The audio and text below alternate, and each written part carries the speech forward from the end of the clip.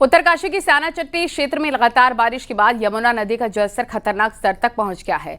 कुपड़ा खड्ड में चट्टानी मलबा आने से यमुना का प्रवाह रुक गया है, जिससे नदी ने झील का रूप ले लिया। झील का पानी अब स्याना चट्टी कस्बे तक पहुंच गया है। झील का पानी घरों और होटल में घुस गया है और हालात बाढ़ जैसे हो गए। हालांकि प्रशासन ने इलाके को खाली करवा दिया था और करीब 300 लोगों को सुरक्षित जगह पर भेजा गया। सुबह 9 बजे से 12 बजे के बीच झील का जलस्तर 1 मीटर तक कम हुआ है, लेकिन उसके बाद ये झील का जलस्तर इसी लेवल पर बना हुआ है। अब प्रशासन के लिए झील से पानी को निकालना एक बड़ा चैलेंज बना हुआ है। वो चले गई। ले। अभी पानी करीब 1 मीटर नीचे हुआ है। हमने अपने तकनीकों का इस्तेमाल करते हुए नदी को खोला है, उसको थोड़ा डिस्चार्ज बढ़ा है उसका, लेकिन अभी थोड़ा समय और लगेगा इस पर काम करते हुए। तो टीमें हैं यहाँ पे और इस तरह का अभी कोई इशू नहीं है। हाँ, जो पानी में प्रॉपर्टी सबमर्ज हुई है उन लोगों को कल रात ही हमने इवैक्यूएट कर दिया था। सेफ जगह पे हैं, सुरक्षित हैं और अभी हम लोग मौके पे हैं और नज़र रख रहे हैं। उत्तरकाशी की स्याना चट्टी में यमुना नदी पर झील बनने और उस झील में घरों के साथ साथ दुकान होटल के डूबने से लोगों में काफी ज्यादा गुस्सा भी है और यहां पर ग्रामीणों ने झील में उतरकर प्रदर्शन किया है, प्रशासन के खिलाफ नारेबाजी की है। ग्रामीणों का कहना है कि पिछले 50 दिन से प्रशासन से गुहार लगाई जा रही थी और स्याना चट्टी में झील बनने की आशंका जताई जा रही थी, लेकिन प्रशासन ने कोई सुध नहीं ली और अब पूरा कस्बा ही डूब गया है। ग्रामीणों में इसे लेकर काफी गुस्सा दिख रहा है। इस दौरान उत्तरकाशी के डीएम और यमुनोत्री विधायक लोगों से बात करके राफ्ट के जरिए पहुंचे। वहां पर लोग काफी गुस्से में थे।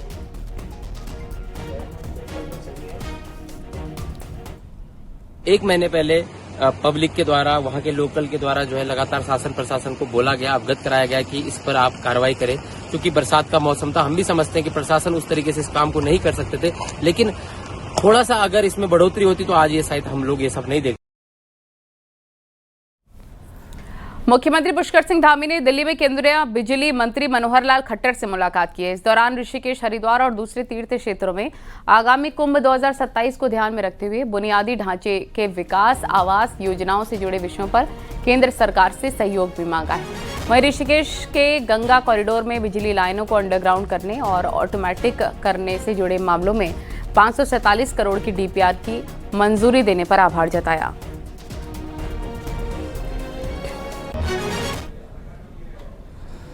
और दिल्ली में उत्तराखंड बीजेपी के अध्यक्ष महेंद्र भट्ट ने बीजेपी के सभी सांसदों की मीटिंग बुलाई है और बैठक का एजेंडा चुनाव की समीक्षा और आने वाली योजनाएं रहीं। इस दौरान मुख्यमंत्री पुष्कर सिंह धामी भी मीटिंग में शामिल हुए। बैठक में कई मुद्दों को लेकर बातचीत हुई। हालांकि इस मीटिंग में कुछ सांसद नहीं भी पहुंचे। सांसद महेंद्र भट्ट के घर पर आयोजित मीटिंग में सांसद अजय टमटा, अजय भट्ट और माला राजलक्ष्मी पहुंचे, जबकि सांसद अनिल बलूनी, नरेश बंसल और कल्पना सैनी बैठक में नहीं पहुंची और नहीं पहुंचने की वजह व्यस्तता बताई है। जबकि सांसद और पूर्व मुख्यमंत्री त्रिवेंद्र सिंह रावत मीटिंग में पहुंचे और सिर्फ 1 मिनट के अंदर निकल गए। बहुत व्यस्त थे तो हमने उनसे कहा था आ तो जाओ ना, वो अपनी उपस्थिति दर्ज करके गए। कोई नाराजगी तो नहीं? नहीं, संगठन में किसी ना, हम सब कोई अपने व्यक्तिगत कोई काम नहीं कर रहे, हम पार्टी का काम कर रहे हैं, कमल के फूल के लिए काम कर रहे हैं और सब समर्पण भाव से उस काम को आगे बढ़ा रहे हैं। मैं कह सकता हूं कि अभी जो पंचायत चुनाव संपन्न हुआ, उस चुनाव में जो अभूतपूर्व जीत हमको प्राप्त हुई है, सभी सांसदों ने सरकार और संगठन के आपसी समन्वय को सराहा है और मैं कह सकता हूं कि 2027 के अंदर भी भारतीय जनता पार्टी के एक साथ एक सूत्र में बनते हुए और कार्यकर्ताओं को उत्साह अर्जित करने के लिए हमने सभी सांसदों का आह्वान किया। बीजेपी सरकार में वन मंत्री रहे हरक सिंह रावत के संगठन के लिए पैसे वसूलने वाला आरोप अभी ठंडा भी नहीं पड़ा था कि एक और बीजेपी सरकार के पूर्व मंत्री यशपाल आर्य ने दावा किया है कि उनसे भी पैसा वसूलने के लिए कहा गया। हरक सिंह और यशपाल आर्य अब कांग्रेस के नेता हैं।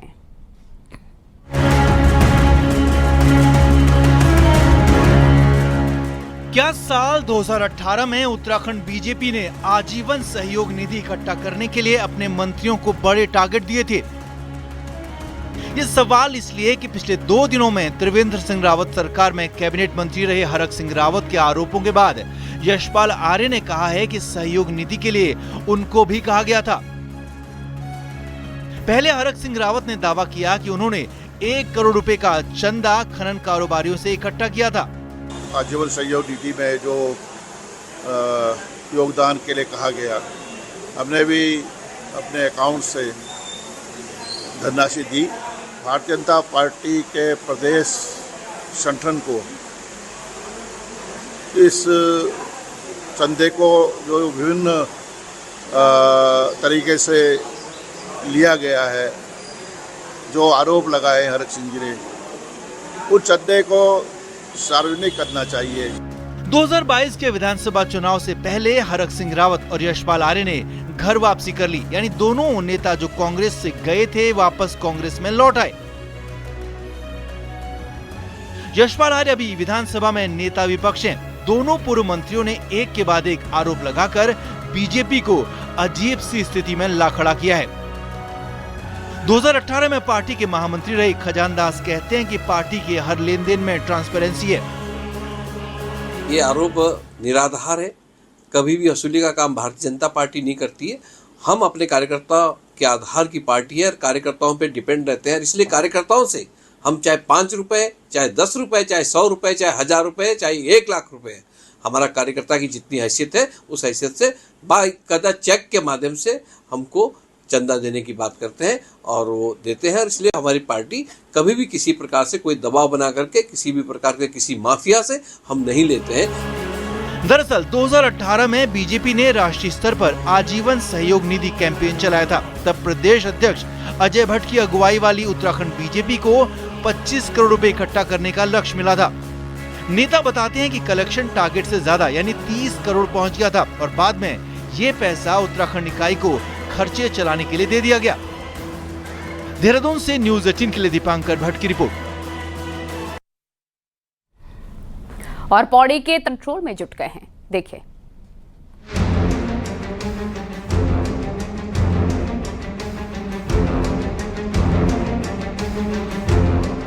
उत्तराखंड की राजनीति में इन दिनों सियासी माहौल गर्म है।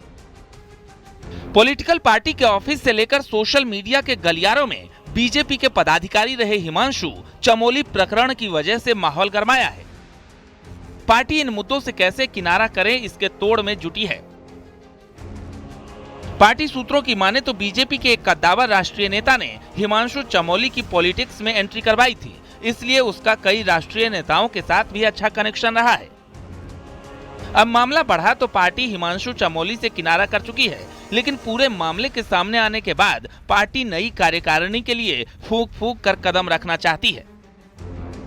कई अपवाद स्वरूप इस प्रकार की घटनाएं आती हैं, तो अपवाद तो सभी जगह रहते हैं, लेकिन फिर भी भारतीय जनता पार्टी का जो प्रदेश नेतृत्व है, इस बार जो भी नई कार्यकारिणी बनेंगे, क्योंकि अभी जिले के पदाधिकारी बनने हैं, प्रदेश के पदाधिकारी बनने हैं, तो इसमें हम इस बात को प्राथमिकता देंगे कि पूरा छानबीन करके पूरी तहकीकात के आधार पर हमारे नए पदाधिकारी बने। हिमांशु चमोली को जानने वाले नेता कहते हैं कि उसे देखकर नहीं लगता है कि ऐसा व्यक्तित्व होगा। नई कार्यकारिणी में पार्टी को देखना पड़ेगा कि किसे शामिल किया जा रहा है, क्योंकि इस तरह के मामले चिंताजनक हैं और कार्रवाई होना जरूरी है। हिमांशु का जहाँ तक सवाल है, पहले ऐसा नहीं लगता था कि इस प्रकार का मामला सामने आएगा। पहले साफ सुथरा तरीके से काम वो देखता था, किंतु जो सामने मामला आया है ये दुखद है, चिंताजनक विषय है। और आज एक व्यक्ति को सीधे नाम लेकर के और उस व्यक्ति को हमेशा के लिए इस दुनिया से जाना पड़ा, ये चिंताजनक विषय, इसमें उच्च स्तर से जांच होनी चाहिए। बीजेपी पिछले दिनों आए इन मामलों की वजह से फजीहत झेल रही है, जिससे कैसे पार निकला जाए इसी का तोड़ अब संगठन निकालने की जुगत में है। न्यूज़ 18 के लिए देहरादून से भारती सकलानी की रिपोर्ट।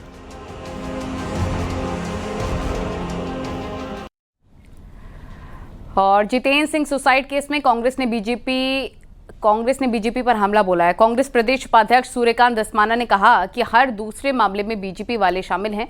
बीजेपी ने पुलकित आर्य, हिमांशु चमोली जैसी बड़ी लिस्ट है। आखिर तक जितने अपराध मैंने आपको बताए हैं, महिलाओं के खिलाफ हिंसा के मामले में हर दूसरे मामले में भारतीय जनता पार्टी का आरएसएस का आदमी है। संजय कुमार से लेकर के अंकिता भंडारी के मामले से लेकर के अनामिका शर्मा की सुपुत्री जिसका स्वयं उसने रेप करवा दिया अपने पुरुष मित्रों के साथ, और ये हिमांशु चमोली, एक से बढ़कर एक भारतीय जनता पार्टी का कैरेक्टर यही है। और उधम सिंह नगर के बासपुर में एक निजी स्कूल को बम से उड़ाने की धमकी के बाद हड़कंप मच गया है। आनन फानन में बम स्क्वाड और डॉग स्क्वाड की टीम मौके पर पहुंची और स्कूल के चप्पे चप्पे की तलाश ली है। हालांकि राहत की बात यह रही है कि जांच में कोई भी संदिग्ध सामान नहीं मिला है। जांच में पता चला है कि एक छात्र ने स्कूल को बम से उड़ाने की धमकी दी थी। पूछताछ में छात्र ने माना कि वो परीक्षा की तैयारी नहीं कर पाया था और इसी वजह से स्कूल में छुट्टी करवाने के लिए उसने धमकी की साजिश रची। रात्रि का समय था। इस पर मेरे द्वारा वरिष्ठ पुलिस अधीक्षक महोदय को अवगत कराया गया और उन्होंने वहां से आज सुबह जो है बॉम्ब स्क्वाड टीम जो जनपद में तैनात रहता है उसकी टीम को भेजा था और स्थानीय पुलिस की मौजूदगी में स्कूल की एंटी सैबोटाज चेकिंग पूरी तरह संपादित की गई और उसमें कोई ऐसी आपत्तिजनक चीज़ या वस्तु स्कूल के अंदर नहीं बरामद हुई है। एहतियात के तौर पर स्कूल में कुछ पुलिसकर्मी नियुक्त कर दिए गए हैं। और बद्रीनाथ में आज हंगामा हो गया जब अपनी मांगों को लेकर प्रदर्शन कर रहे लोगों के बीच बीजेपी नेता और विधायक किशोर उपाध्याय पहुंचे। बद्रीनाथ में प्राधिकरण और मास्टर प्लान के कामों का विरोध कर रहे लोगों ने किशोर उपाध्याय के सामने नारेबाजी जारी रखी। इस दौरान किशोर उपाध्याय समझाते रहे लेकिन प्रदर्शनकारी मानने को तैयार नहीं हुए और प्राधिकरण हटाने की मांग करते रहे। हालांकि इससे पहले प्रशासन ने भी आंदोलनकारियों से बैठक की थी लेकिन इसमें कोई हल नहीं निकला। अब खुद मुख्यमंत्री धामी ने 29 अगस्त को देहरादून में बातचीत के लिए उन्हें बुलाया है जिसमें कुछ सहमति बनने की उम्मीद है। बद्रीनाथ में प्रदर्शन को 20 दिन से ज्यादा हो चुके हैं।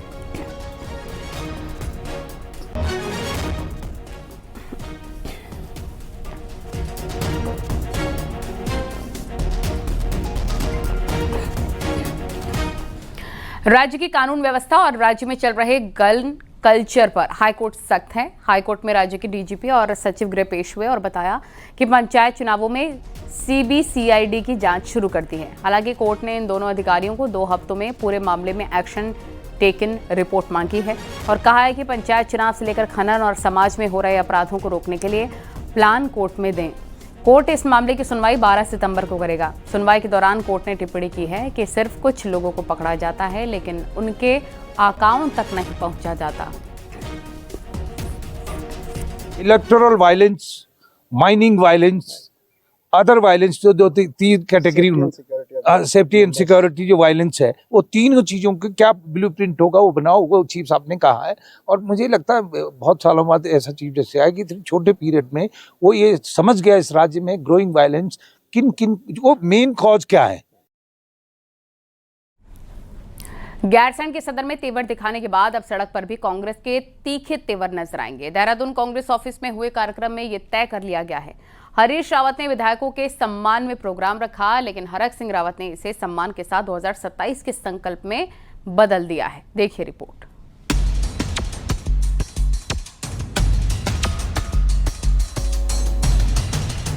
जिस कांग्रेस और कांग्रेस नेताओं पर सरकार के खिलाफ हमला ना बोलने का आरोप लगता हो उसी कांग्रेस के विधायकों ने गैरसैंण में आवाज उठाई।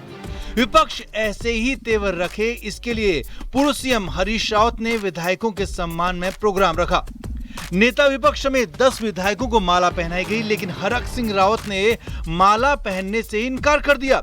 हरीश रावत के धुर विरोधी हरक सिंह रावत ने कांग्रेस के लिए संकल्प जरूरी है कहा, इसीलिए जब तक कांग्रेस सरकार नहीं आती तब तक वो माला पहनने से इनकार कर दिया।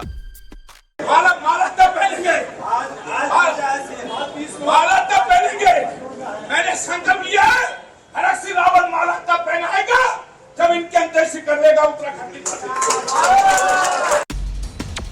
सीनियर नेता विधायक साथ बैठे तो सम्मान से ज्यादा 2027 के लिए परेशान दिखे क्योंकि कांग्रेस में सब एकजुट नहीं होते। बात इस पर भी हुई कि जब पंचायत में जनता वोट दे सकती है तो 2027 में क्यों नहीं, इसीलिए सदन की तरह सड़क पर दिखना होगा, सरकार को घेरना होगा। हम सड़कों पर उतरने को तैयार हैं। एक हम सब लोग सामूहिक रूप से, ये अस्पारारिक या किसी व्यक्ति की लड़ाई नहीं है, ये कांग्रेस की लड़ाई है, जनता की लड़ाई है। कांग्रेस सामूहिक रूप से सब लोग, हमारे वरिष्ठ नेता, साथी, सहयोगी एक साथ इस लड़ाई को लेकर सड़कों पर उतरेंगे और ये लड़ाई तभी खत्म होगी जब भारतीय जनता पार्टी का इस प्रदेश से सफाया हो जाएगा। चिंता सिर्फ इतनी भर नहीं थी। कांग्रेस नेता गणेश गोदियाल के मुताबिक अगला चुनाव नहीं जीते तो कांग्रेस में नेता और पार्टी दोनों को मुश्किल होगी। जगाए रखेंगे, आगे बढ़ाते रहेंगे। 27 डू और डाई का इलेक्शन है कांग्रेस का, आपको लगता है? निश्चित रूप में देखिए, पार्टी के तौर पर भी है और निजी तौर पर भी है। अगर 2027 नहीं तो फिर हमारे लिए तो कभी नहीं, इसलिए हमारे लिए तो निश्चित रूप में निजी रूप में तो डू और डाई है ही। पंचायत चुनाव में वोटर के मूड, देहरादून में जीत, नैनीताल में बवाल के बाद कांग्रेस नेताओं के तेवर बदले हुए हैं। कांग्रेस इसी माहौल को 2027 चुनाव तक बनाए रखना चाहती है, क्योंकि कांग्रेस के ज्यादातर नेता समझ चुके हैं कि एकमात्र विपक्षी पार्टी के तौर पर अगर अब कांग्रेस फेल हुई तो सदन से सड़क तो कोई पूछेगा नहीं। देहरादून से न्यूज़ 18 के लिए दीपांकर भट्ट की रिपोर्ट।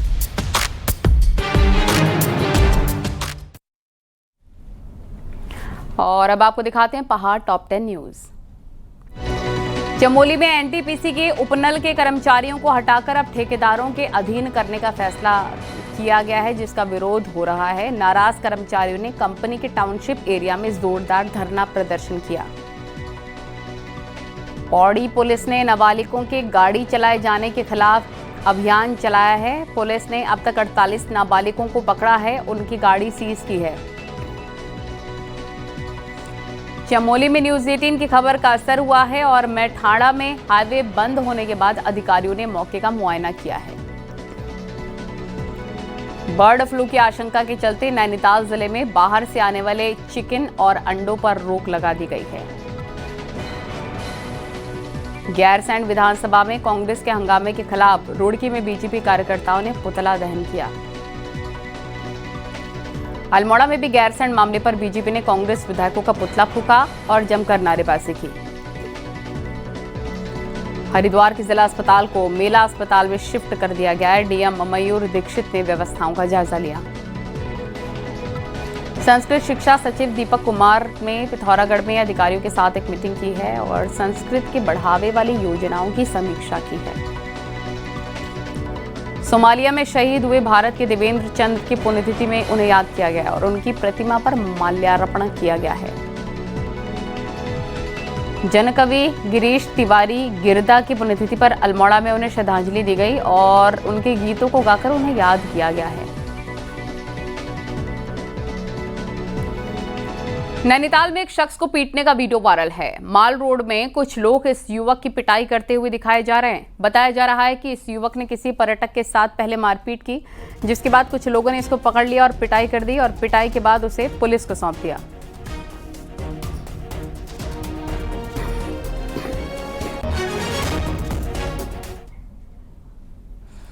सरकार ने हल्द्वानी के दमुआ डूंगा में रह रहे हजारों लोगों को उनके घर और जमीन का मालिकाना हक देने के लिए सर्वे का फैसला लिया है, जिससे इलाके के लोग बहुत खुश हैं।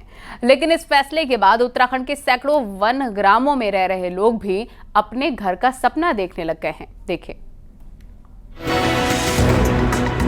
ये पटाखे हल्द्वानी के दमुआ ढूंगा के हजारों लोगों की खुशी का इजहार है, जिन्हें धामी सरकार के फैसले से फॉरेस्ट की जमीन पर अपना मालिकाना हक मिलने का रास्ता साफ हो गया है। सरकार ने यहाँ सर्वे का आदेश दिया है ताकि राजस्व विभाग के नक्शे में यहाँ रह रहे लोगों का नाम मालिक के तौर पर चढ़ सके।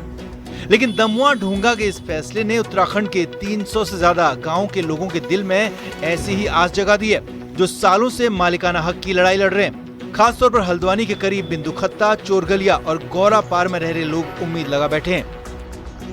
दमुआ ढूंगा के शासनादेश के लिए पहले तो मुख्यमंत्री जी का धन्यवाद। इसी की तर्ज पर लालकुआ विधानसभा का जो सबसे बड़ा इलाका है बिंदुखत्ता, उसी की तर्ज पर हमारा सुल्तान नगरी है, अपना बागजाला है, चोरगलिया क्षेत्र के बहुत सारे बिहारी नगर, देवपुर सनवाल, इस तरह के बहुत सारे वन भूमि के लोग हैं। हम लोगों की यही मांग है कि दमुआ ढूंगा की तर्ज पर भी हमें भी बिंदुखत्ता के साथ साथ राजस्व गाँव का दर्जा मिले। जो ये वन विभाग में जो दिक्कतें हो रही हैं, मैं चाहती हूँ कि उनको भी उनका मालिकाना हक मिले, उनकी जो ज़मीनें हैं उनमें भी उनका अधिकार हो।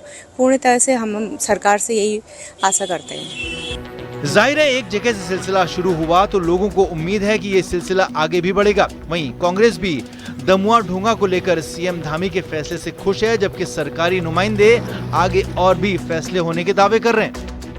माननीय मुख्यमंत्री पुष्कर सिंह धामी जी ने जो है इस पर रोक हटाई है और लोगों में असमंजस की स्थिति थी कि जिस तरह से प्रशासन वहाँ पर जाके बोर्ड लगा रहा था और कहीं बेघर ना हो जाएं, ये लोगों के अंदर संशय था, वो आज दूर हुआ है मैं धन्यवाद भी ज्ञापित करना चाहता हूं और बधाई भी देना चाहता हूं। निश्चित रूप से बिंदुक हत्या का मामला भी बहुत लंबे समय से लटका हुआ है और कई बार उसमें कार्रवाई होती है फिर रुक जाती है। सरकार पूरी तरह इस बात में लगी है कि सबको राजस्व गांव घोषित हो, सब मालिकाना हक मिले, इसके लिए प्रयास जारी है। उत्तराखंड में कई सारे ऐसे इलाके हैं जिनमें राजस्व की बंदोबस्ती नहीं है। ऐसे इलाके पहाड़ से लेकर मैदान तक मौजूद हैं। समय के साथ यहाँ बड़ी संख्या में आबादी भी बस गई है, लेकिन लैंड का स्टेटस क्लियर ना होने के कारण लोगों को इसका मालिकाना हक नहीं मिल रहा, जिसका संघर्ष लोग पीढ़ी दर पीढ़ी कर रहे हैं। हल्द्वानी से न्यूज़ 18 के लिए शैलेंद्र नेगी की रिपोर्ट।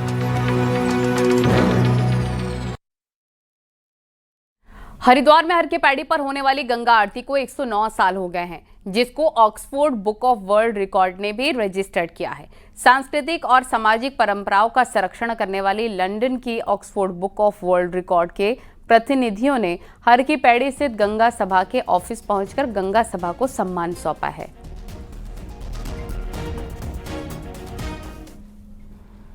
हरिद्वार के रिहायशी इलाकों में जंगली हाथियों की आवाजाही लगातार जारी है। बृहस्पतिवार को हरिद्वार के जमालपुर कला में दिन दहाड़े जंगली हाथियों का झुंड घुस गया। हाथियों को गलियों में घूमता देख वहां मौजूद लोगों में अफरा तफरी मच गई। जंगल की ओर से आए हाथी सड़क पार करते हुए खेत की ओर निकल गए, जहां उन्होंने खेत में खड़ी फसलों को काफी नुकसान पहुंचाया। स्थानीय लोग वन विभाग से हाथियों की आवाजाही पर रोक लगाने की मांग कर रहे हैं।